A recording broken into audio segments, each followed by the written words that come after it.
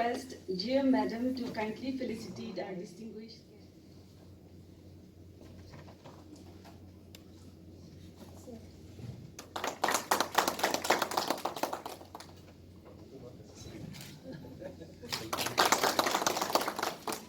mentioning about the our state focus paper and the essence of this seminar. guest on the dais to please remain standing for photograph. I, R. Thong, Agriculture Protection Commissioner, Government of Nagaland State Focus Paper 2023-24. As you all know, NABARD is a development financial institution in India that works towards promoting sustainable and equitable agriculture and rural prosperity through effective credit support, related services, institutional development, and other innovative development initiatives. Established in 1982 with a mandate for facilitating credit flow for promotion and development of agriculture and cottage and village industries, we have come a long way. Today, we are working in areas like consultancy, venture capital funding to startups, green financing, and many other key areas in the rural ecosystem. The challenges of rural development are only matched by the mandate of NABARD. At the heart of its developmental initiatives is the constant endeavor for improving, experimenting, and inventing newer tools, methods, and approaches to further accelerating the process of development. We have all just recovered from a debilitating lockdown which affected economies worldwide, but we did see that throughout the lockdown and thereafter, it was the agriculture sector that demonstrated remarkable resilience. It has also been leading in the economic recovery. So, as we are all aware, Nagaland is primarily an agrarian state where agriculture plays a significant role in the economy of the state. About 70% of the state's population is directly or indirectly involved in agriculture, which is the primary source of livelihood for majority of the people in the rural areas. And I believe that prioritizing agriculture sector in our state will give a push to the growth of our state's economy. Given the strong interlinkages of the agriculture sector with the secondary and tertiary sectors of the economy, prioritizing agriculture may be crucial to fuel economic growth. Thus, it is important to find solutions to many of the contemporary challenges facing the agriculture sector through innovative approaches. Bank credit is an important component for economic transformation and forms the backbone of development planning in the state. While it is important that bank credit is extended to all sectors of the economy and thereby propel economic development and growth, it is crucial that for an agrarian state like Nagaland, bank credit should be directed towards certain key sectors that will usher in economic transformation in the state. And the key sectors for Nagaland where bank credit is required to be directed are in the agriculture and allied sectors and in the micro and small and medium enterprise sectors. It is providential that the key sectors identified for Nagaland are in alignment with the key sectors identified by the Government of India as priority sectors. As all banks are aware, the Reserve Bank of India has issued directives on priority sector lending to banks, which are aimed at ensuring that a portion of the lending by banks is directed towards what the Government of India considers are priority sectors that are crucial for the overall development of the country. And these include agriculture and allied sectors, small-scale industries, micro-enterprises, education, housing, social infrastructure, etc. With a view to provide directions to banks for extending credit to the priority sector, NABARD has been preparing the potential linked credit plans, or PLPs as we refer to them in short, for each district of the country since the year 1989-90. And the main objective of preparation of this PLPs is to assess the exploitable potential for credit dispensation under various priority sectors of the district's economy.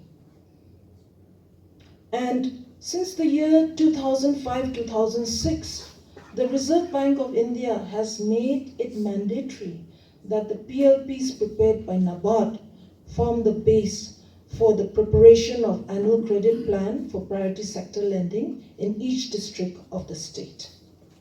So preparation of the PLP is thus a systematic and comprehensive exercise that we at NABARD carry out every year, and we do this through by adopting a participative and consultative approach involving all stakeholders in the field of agriculture and rural development.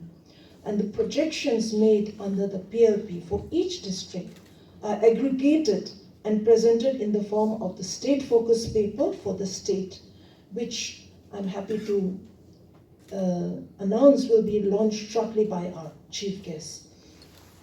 So in tune with the rest of the country, the Nagaland Regional Office of NABARD has also prepared the PLPs for all the districts of Nagaland for the financial year 23-24. We do this exercise 1 year ahead in order to give the banks enough time to prepare their branch credit plans and then aggregate them to form the district credit plans so that they get launched at the start of the next financial year. And the potentials that have been estimated in these PLPs have been aggregated for the state as a whole and are reflected in the State Focus Paper for Nagaland for the financial year 2023-24.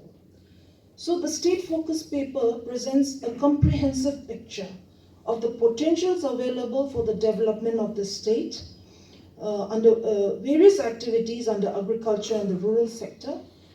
It also identifies the availability of inputs including credit, infrastructure, and other linkages that are required for tapping the potential during the next financial year, that is for the year 23-24.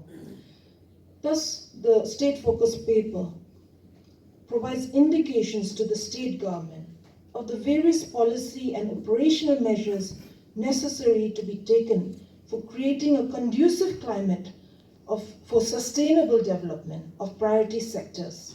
It also provides the bankers with the information relating to various activities of the priority sector and the opportunities available for making further investments.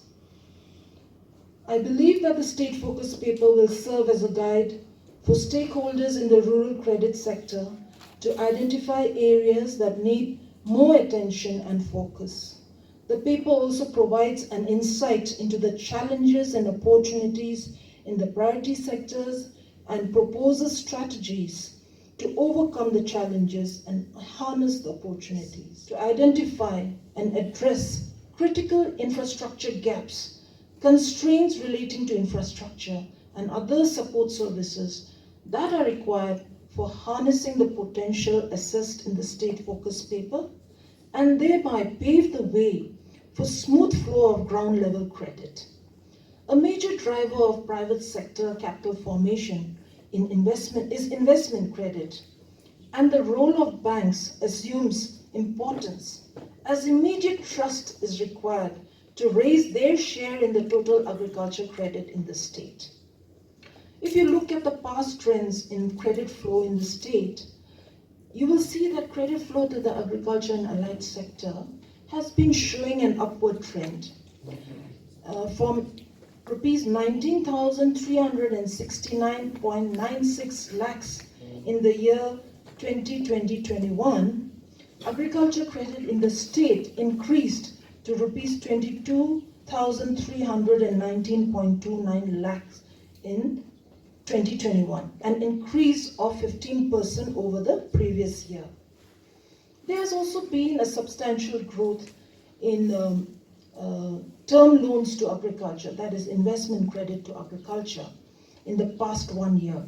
However, in spite of that growth, the share of term loans to agriculture is much, much lower, hovering at 33% of the total agriculture credit in the state.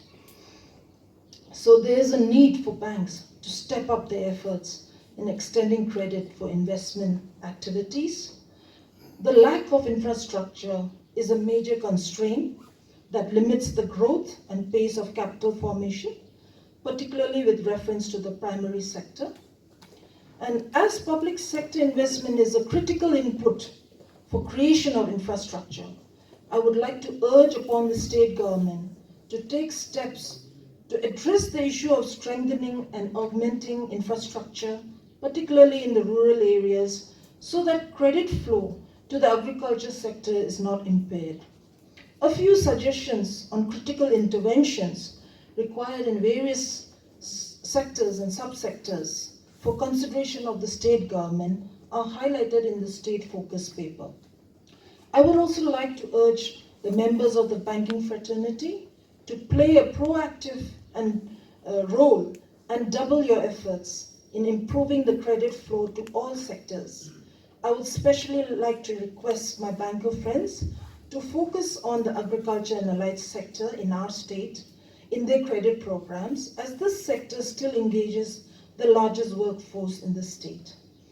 The State Focus Paper has assessed a credit potential of rupees 1,015.39 crore for the priority sectors for the year 2023-24, of which rupees 514.11 crores has been assessed for disbursement under the agriculture and allied sectors.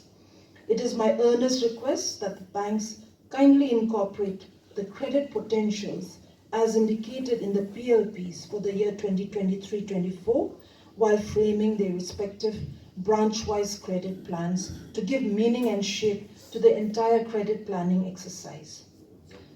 The broad objective of this seminar is to deliberate on the challenges faced by the rural credit delivery system and explore ways to strengthen it for inclusive growth. I am confident that the State Focus Paper, as well as the deliberations in today's credit seminar, will be of immense use to the government departments and banks in formulating their plans to promote sustainable and equitable agriculture and rural development and for securing rural prosperity in Nagaland. Thank you all for being here today, and I wish you all a fruitful and productive seminar. Thank you. Credit plan prepared at the district level,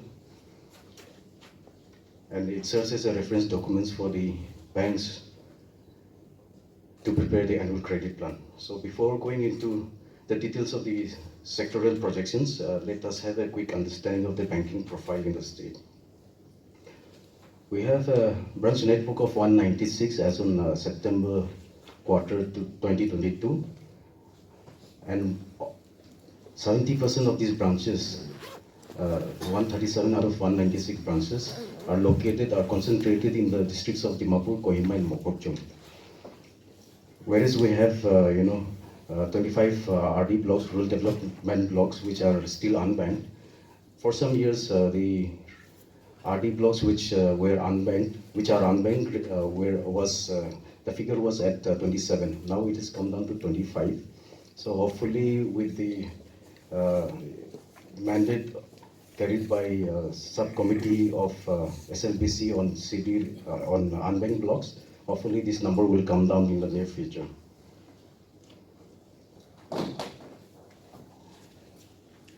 We have a network of ATMs in the semi-urban and urban areas. So banks have deployed a number of 205 ATMs in urban and semi-urban areas. And in rural areas, we have a coverage with 141 ATMs. Guidance only, we could manage to hold such a successful event. Thank you, ma'am. Then I would like to thank SLBC convener for his address. Thank you, sir. Agriculture Department for sharing his thoughts on millets.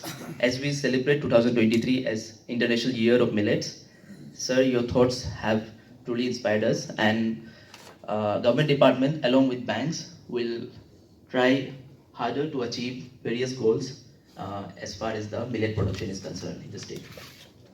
Then I would also like to thank Joint Director NRC Mithun. Sir, your thought on the Mithun farming and the entire value chain around Mithun was truly very informational.